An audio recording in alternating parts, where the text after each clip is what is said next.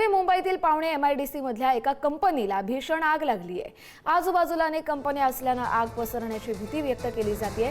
अग्निशमन दलाच्या 4 गाड्या सध्या घटनास्थळी दाखल झाल्यात आणि आग विझवण्याचे शर्थीचे प्रयत्न सुरू झालेत। मात्र आग रौद्र रूप धारण करत असल्याने अनेक अडचणी उद्भवत आहेत। पावणे MIDC मधील आगीचं कारण मात्र अजूनही अस्पष्ट आहे।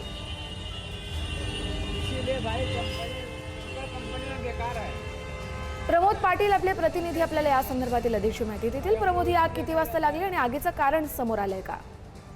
आगीचं कारण समोर आलेलं नाहीये, मात्र आग साधारणतः 11:30 वाजता लागल्याची प्राथमिक माहिती आपल्या समोर आलेली आहे। अग्निशमन दलाच्या अधिकाऱ्यांना तशा प्रकारचा फोन आला होता। पावणे MIDC तील आग आहे आणि काहीतरी ज्वलनशील पदार्थाच्या कंपनीला ही आग लागल्याची माहिती आहे। ज्या पद्धतीने आपण बघत असाल, या आगीनंतर अनेक प्रकारच्या त्यामध्ये ब्लास्ट झाल्याचे या ठिकाणी दिसते। आता ते सिलेंडरचे ब्लास्ट आहेत की आणखी कशाचे ब्लास्ट आहेत आताही सांगणं चुकीचं ठरेल। मात्र ज्या ठिकाणी आग लागलेली आहे तो अत्यंत रहदारीचा आणि अत्यंत गजबजलेला असा परिसर आहे।